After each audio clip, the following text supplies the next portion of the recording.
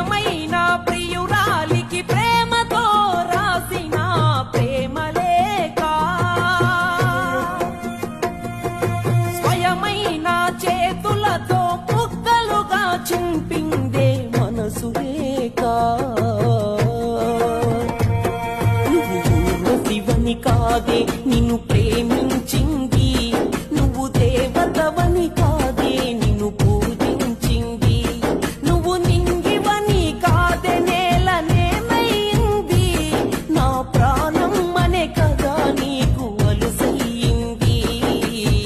రాతలో లేని రాదమ్మ చెప్పలేనంత బాధమ్మ